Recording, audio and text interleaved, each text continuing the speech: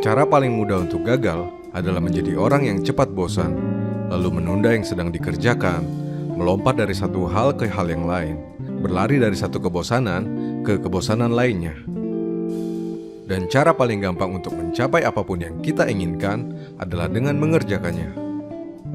Maka mulai dari yang paling kecil, lakukan setiap hari.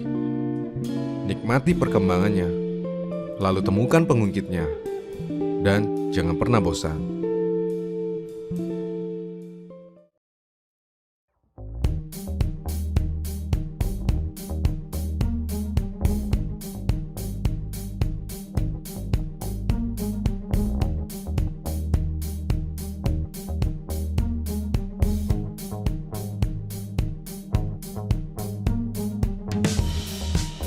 Kita takut merasa bosan, kita tidak ingin menjadi bosan, dan demi pohon mangga di depan rumah, kita bahkan membencinya. Padahal cepat bosan adalah tanda bagi orang yang lemah. Sebuah alasan klasik untuk menunda, malas-malasan, atau kabur dari sebuah keadaan yang sulit dan tak menyenangkan. Orang yang cepat bosan adalah mereka yang paling mudah diganggu oleh penghibur berjenis recehan, serta segala macam cara instan yang sesungguhnya tidak pernah ada. Michael Jordan akan muntah melihat ring basket jika ia cepat bosan. Cristiano Ronaldo akan muntah menendang bola jika ia cepat bosan. Valentino Rossi akan muntah mendengar suara knalpot MotoGP jika ia cepat bosan. Semua musisi akan muntah dengan lagunya sendiri saat harus menyanyikannya berulang-ulang dari satu konser ke konser yang lainnya. Warren Buffett membaca buku Security Analysis dari gurunya Benjamin Graham tak cuma sekali atau 2 kali, tapi 12 kali, mengulanginya sampai bosan sebelum masuk secara penuh ke dalam dunia investasi. Mark Cuban tidak berlibur selama 7 tahun ketika memulai bisnis pertamanya, dan Elon Musk hingga sekarang benci liburan. Sesungguhnya olahragawan terhebat, penemu terkenal, komposer ternama, pembalap tercepat, manajer terhandal, semuanya telah menghabiskan banyak waktu untuk belajar, berlatih, dan mencoba, menjalani serangkaian rutinitas, dan senantiasa menghormati proses panjang sebelum mencapai apa yang pada akhirnya mereka raih. Otot tidak dibentuk dengan mendaftar setahun di tempat gym paling mahal dan hanya pergi di bulan pertama saja. Keahlian tidak didapat dari sekolah paling hebat, kursus paling terkenal, atau buku paling langka.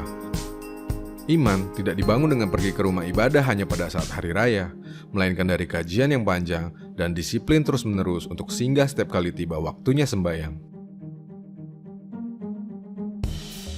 Di permukaan, sukses memang terlihat sebagai sesuatu yang glamor, mewah, dan bahagia. Hanya masalahnya, ia tidak diciptakan dalam satu malam. Ada jalan-jalan panjang sebelum sukses itu datang. Hari-hari, minggu-minggu, bulan-bulan, dan tahun-tahun yang penuh dengan disiplin, komitmen, rutinitas, repetisi, persistensi, dan konsistensi yang sudah pasti pada suatu titik akan terasa sangat membosankan. Kalau kamu tak percaya, simak kisah tentang orang paling sukses di dunia, atau tanyakan kepada orang yang kamu anggap sukses tentang bagaimana perjuangan yang telah mereka lakukan. So, jika kita tidak bisa mencintai rasa bosan, kita tak belajar dari orang-orang sukses itu.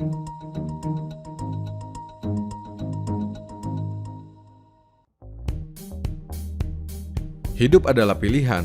Kamu memang bisa dengan mudah menghindari rasa bosan, seperti Udin, yang kemarin adalah koki, hari ini adalah agen asuransi, lalu besok jadi ahli gigi. Ganti profesi secepat kilat, semudah celup-celup kaki. Kamu juga bisa seperti Bambang, yang makan di luar kelewat sering, pergi ke mall kelewat rajin, nongkrong di kopitiam kelewat banyak, lalu kelewat sering mengeluarkan handphone dari dalam saku untuk mengerjakan hal-hal yang tak perlu. Dari memeriksa notifikasi, bermain game, chit-chat, scroll sosial media, kepoin orang, hingga cuma sekedar menatap layar tanpa ngapa-ngapain. Atau kamu juga bisa memilih untuk menghadapi sekaligus mencintai rasa bosan itu. Beberapa studi mengaitkan rasa bosan dengan meningkatnya kreativitas dan produktivitas. Bosan dapat menjaga fokus, mengasah kesabaran, mengaktifkan imajinasi, memberikan inspirasi. Bosan merupakan bagian dari proses yang sepenuhnya harus kita sadari, hadapi, dan lalui. Berikut beberapa tips yang dapat kamu gunakan untuk menghadapi rasa bosan. Menghasilkan sambil jalan. Tantangan terbesar sekaligus pemicu utama untuk lekas bosan saat mengerjakan sesuatu adalah output. Bagaimanapun juga, sebagai manusia normal, kita membutuhkan stimuli untuk menjaga motivasi dan energi. Untuk mengatasinya, daripada menciptakan target super besar pada perencanaan yang kamu miliki, cobalah untuk membuat goal-goal kecil yang dapat kamu rasakan langsung saat itu selesai dikerjakan. Selain itu, kamu juga dapat mengatasi rasa jenuh sekaligus mempercepat proses belajar dan bekerja dengan membagikannya kepada orang lain. Seorang filsuf terkenal Romawi bernama Seneca berkata, "Saat kita mengajar, kita belajar." Ketika membuat konten ini, saya sendiri sedang belajar untuk menghadapi rasa bosan. Untuk itulah, saya membuat konten tentang bagaimana cara untuk menghadapi rasa bosan. Jatuh cinta pada proses. Saat rasa bosan melanda, selalu sadari jika tidak ada yang instan di dunia ini. Belajar dari pengalaman dan kegagalan sebelumnya membuat kita jatuh cinta pada proses. Proses adalah sesuatu yang harus kita tempuh seumur hidup, dan bosan adalah hal yang alami untuk terjadi. Yang harus kita lakukan hanyalah menghadapinya.